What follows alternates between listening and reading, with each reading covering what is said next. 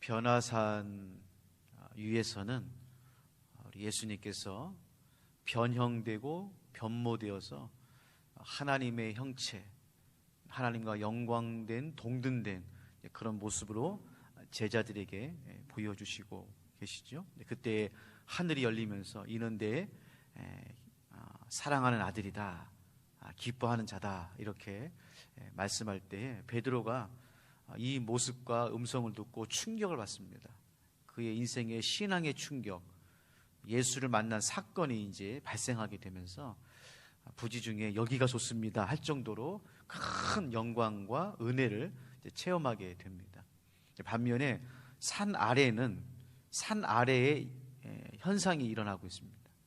그러니까 산 위라고 하는 것과 산 아래라고 하는 이 형용 모순 속에서 산 위라고 하는 물리적인 공간이 아니라 위에 계신, 높이 계신 영광스러운 그 예수님의 모습과 또 사건이 기록이 되면, 오늘 말씀은 산 아래, 형이 하학적인 거죠. 우리 인간 세상, 믿음이 없는 세상에서의 사건이 벌어지면서 우리 예수님께서 아들을 고쳐주시고 치유하시는 그런 모습이 기록되어져 있습니다. 여러분, 우리 인생에는 산 위에 인생이 있고 산 아래에 인생이 있습니다. 이게 이제 균형을 맞춰야 되는데요. 우리가 은혜를 받고 또 하나님의 말씀 가운데서 변화되고 또 신앙과 믿음으로 이겨나갈 때는 산 위에 현상이 있습니다. 우리 안에 평안이 있고요, 감사가 있고요, 능력이 나타나고요, 또 성령이 충만하면은 하나님의 역사와 하나님의 능력을 체험하고 참여하는 그런 놀라운 또 은혜를 경험하는가 하면, 때로는 믿음이 떨어지고 말씀과 멀어지고 또 신앙이 소홀해지면 세상 가운데서 허덕이게 되고 아프게 되고 힘들게 되고 또 영적으로 공허하고 어떻게 보면 좀 허망한 그러한 우리의 삶의 모습들도 있다라고 하는 것입니다. 이 균형추가 한쪽으로 너무 쏠리면 안 되겠죠. 이쪽으로 갔다가 또 이쪽으로 가고, 왜냐하면 우리가 신령한 어떤 영적인 세계를 추구하지만은 우리 육신을 가지고 있기 때문에 땅에서 살아야 되기 때문에 그러한 여러 가지 형용 모순 속에서 살아가는 것을 체험하게 됩니다.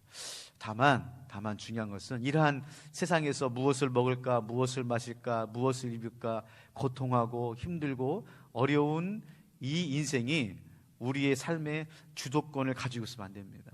거기에 묶여 있으면 안 되고, 산 위에 있는 우리의 믿음과 하나님의 영광스러움과 우리의 신앙을 통해서 이 삶을 주도할 수 있는 그러한 은혜를 오늘 하루도 하나님께서 저와 여러분에게 주시기를 주님의 이름으로 축원합니다. 자, 그러면 산 아래에서는 어떤 일이 벌어지고 있는가? 14절 15절 말씀해 보니까 한 사람이 예수께 와서 이제 엎드려 구합니다. 15절에 주여 내 아들을 불쌍히 여기소서. 그가 간질로 심히 고생하여 자주 불에도 넘어지며 물에도 넘어집니다. 지금 이 아버지의 고통이 이제 있는 것이죠. 이 아버지의 고통은 이 아들이 있는데, 하나밖에 없는지 여러 명인지 모르겠지만 이 아들이 어렸을 때부터 귀신이 들려서 불 가운데도 넘어지고 물 가운데도 넘어지는 정말 이 안타까운 그런 모습을 평생 짊어지고 있다가 예수님의 소문을 들었겠죠. 병자를 고쳐주시고 또 치료해 주시는 그 예수님께 이제 나아오는데, 예수님은 지금 산 위에 올라가셨기 때문에 예수님을 직접 만날 수가 없고, 우리가 위치해 볼 때 남아 있었던 이 9명의 제자들에게 이 아버지가 이제 손을 잡던지 바지가랑이 잡고 우리 아들이 지금 여차저차해서 지금 너무 힘들고 간질로 고생하고 있는데 고쳐달라고 그렇게 이제 호소를 했습니다. 그때 16절 말씀해 보니까 내가 주의 제자들에게 데리고 왔으나 능히 고치지 못하더이다. 능히 고치지 못하더이다. 자, 지금 제자들이 9명이나 됩니다. 9명이나 되는 이 제자들은 단순히 학습하는 제자가 아니었습니다. 공부하는 제자가 아니라, 우리가 마태복음에 보면 또 복음서에 보면 예수님께서 제자들을 부르시고 훈련하고 양육하고 제자로 삼으실 뿐만 아니라 틈마다 2명씩 짝을 지어서 파송해서 전도하고 또 복음을 전하는 그 일을 훈련하고 감당하는 그 일을 맡기셨는데, 그때 그냥 보내신 것이 아니라 분명히 성경 말씀에 제자들에게 보낼 때에는 귀신을 쫓아내는 능력을 주셨고 모든 병을 고치는 능력을 주셔서 보냈습니다.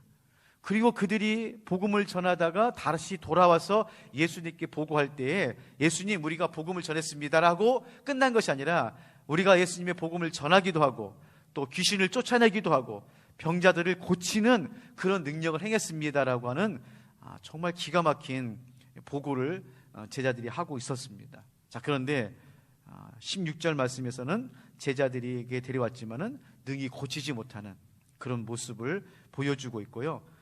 또 예수님께서 이제 귀신을 쫓아내고 난 다음에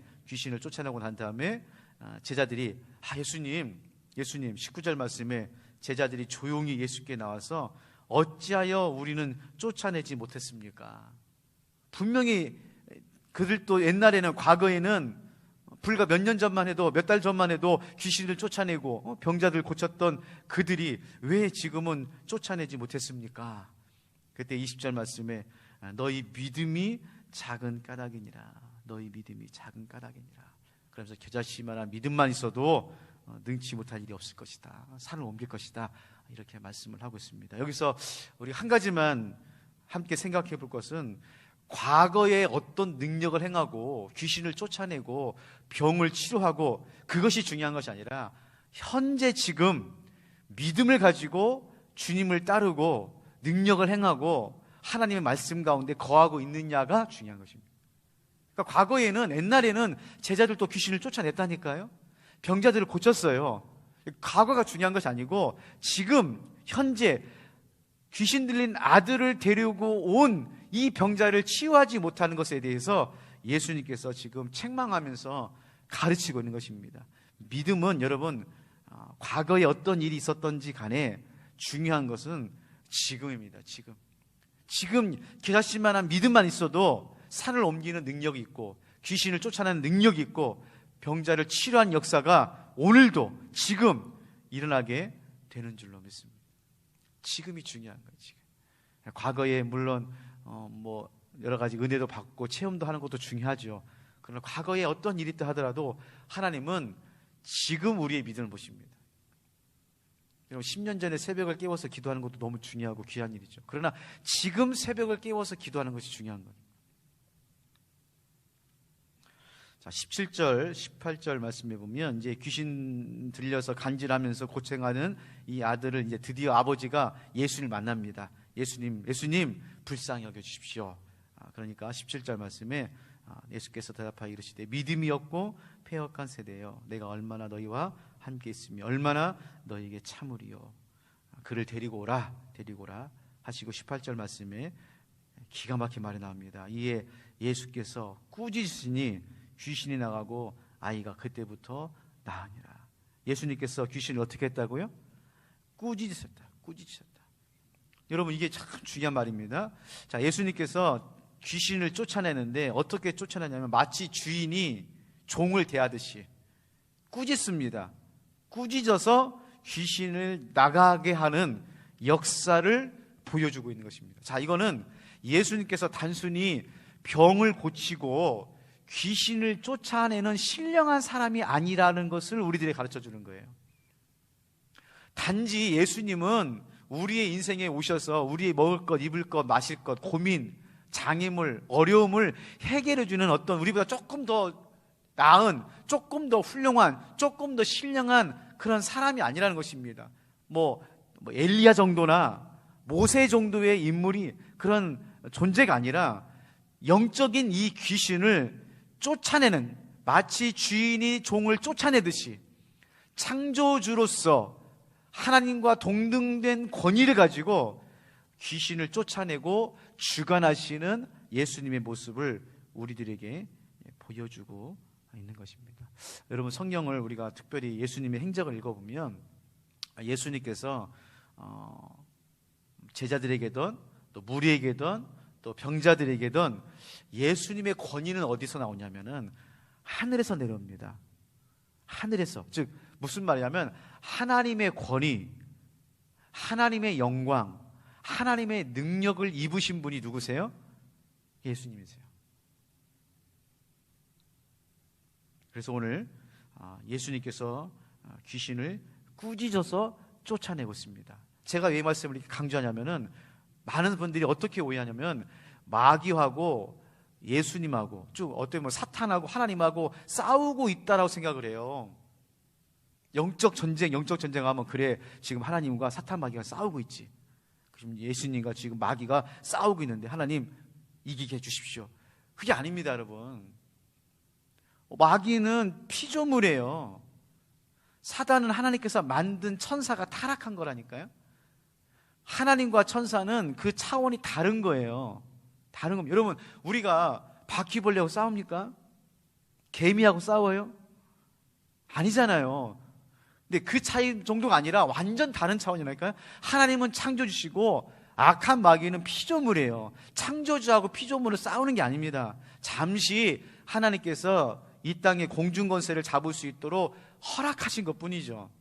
허락하신 것뿐이에요. 그래서 예수님이 이 땅에 오셔서 우리들에게 보여주시고 가르쳐 주시는 건 뭐냐면 지금 믿는 우리들이 악한 마귀와 싸우는 게 아니라니까요.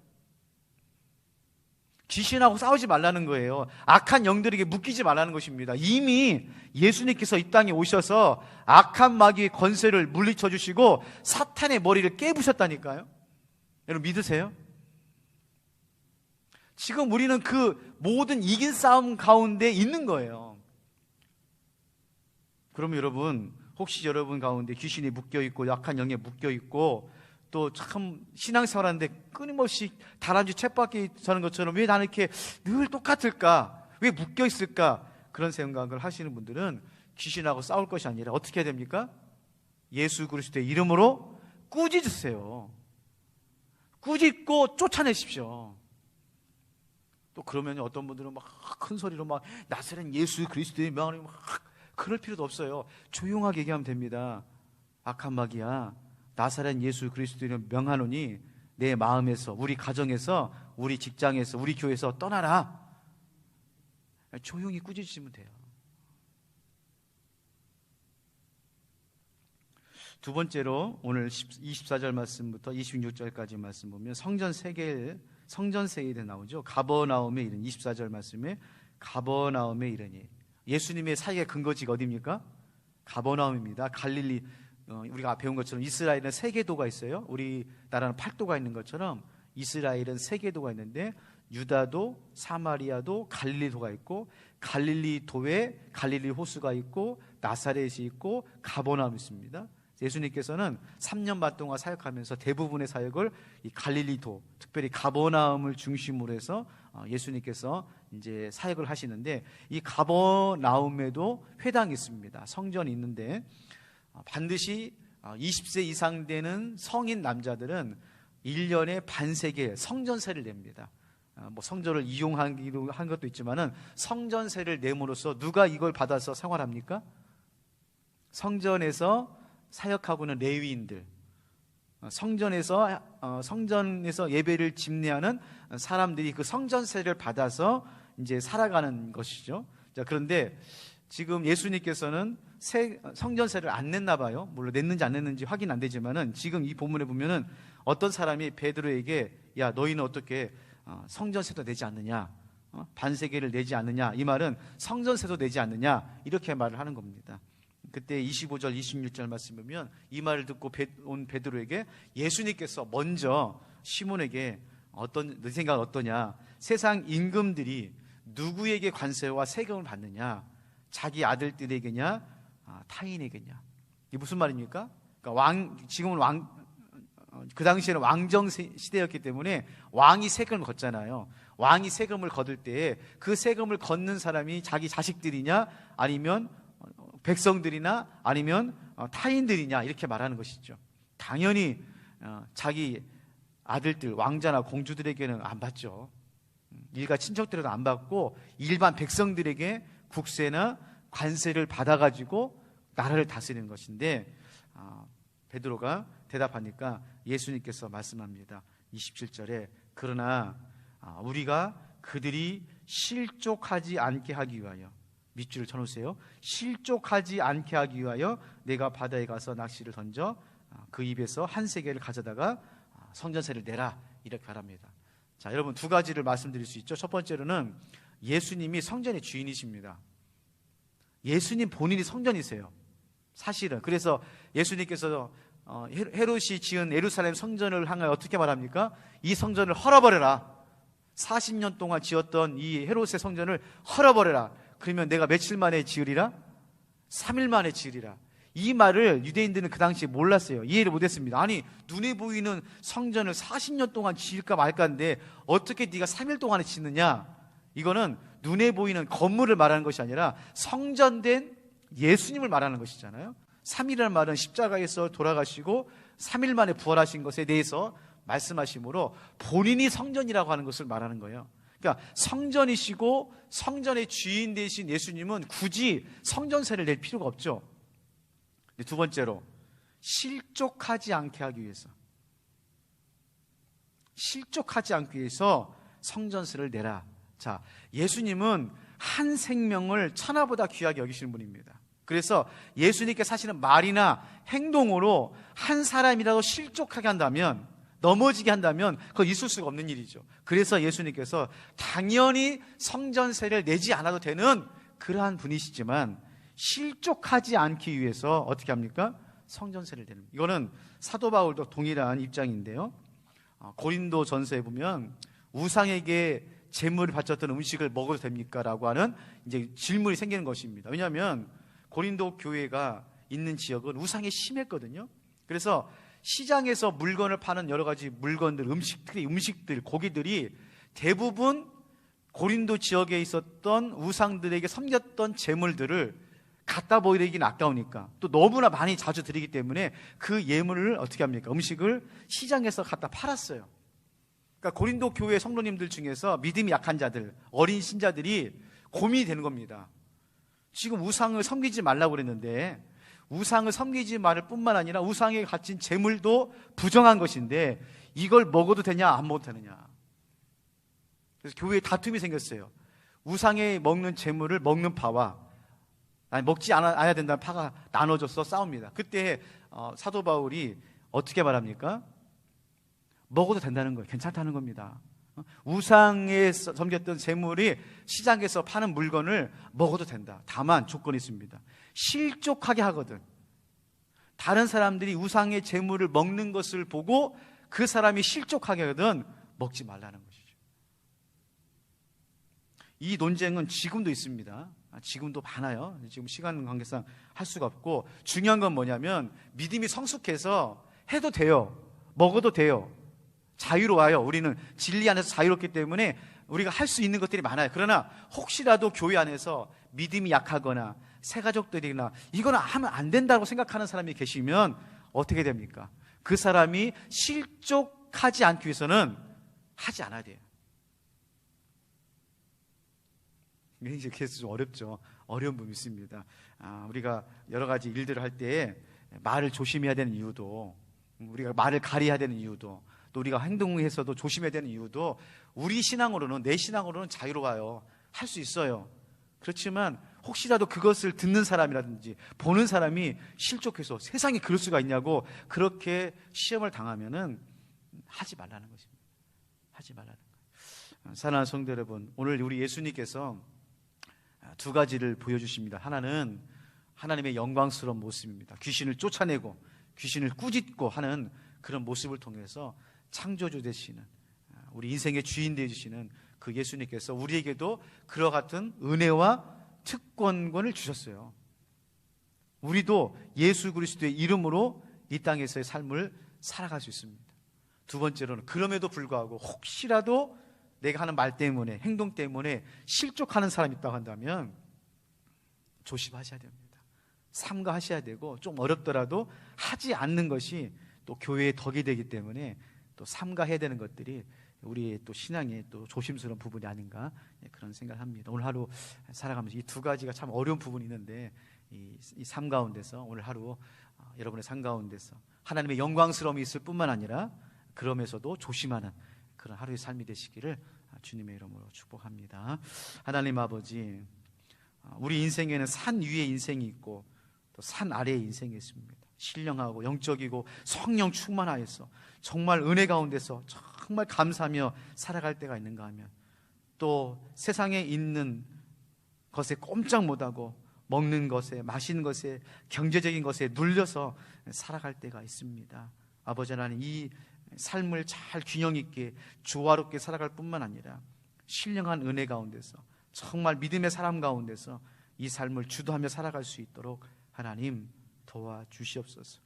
우리 예수님의 이름으로 우리는 이 땅에서 승리하며 살아가는 사람들인 줄로 믿습니다. 혹시라도 악한 영들이 우리를 힘들게 하고 거짓 메시지로 우리를 속일 때마다 준엄하게 예수 그리스도의 이름으로 꾸짖고 쫓아내는 믿음의 삶을 살아갈 수 있도록 인도하여 주시옵소서. 다만 우리는 자유롭고 해방된 정말 믿음의 삶을 살아가지만 혹시라도 우리가 하는 말 때문에, 행동 때문에 연약한 사람들이 실족하고 넘어진다고 한다면 조심하고 삼가고 때로는 하지 않는 그러한 믿음의 삶을 통해서 합력해서 선을 이루는 하루의 삶이 될 수 있도록 하나님 도와주시고 인도하여 주시옵소서. 오늘 또 우리의 인생이 되어주시고 우리 인생 가운데서 늘 승리케 해주시는 예수님의 이름으로 기도하옵나이다. 아멘. 하늘에 계신 우리 아버지, 아버지의 이름을 거룩하게 하시며 아버지의 나라가 오게 하시며 아버지의 뜻이 하늘에서와 같이 땅에서도 이루어지게 하소서. 오늘 우리에게 일용할 양식을 주시고 우리가 우리에게 잘못한 사람을 용서해 준 것 같이 우리 죄를 용서하여 주시고 우리를 시험에 빠지지 않게 하시고 악에서 구하소서. 나라와 권능과 영광이 영원히 아버지의 것입니다. 아멘.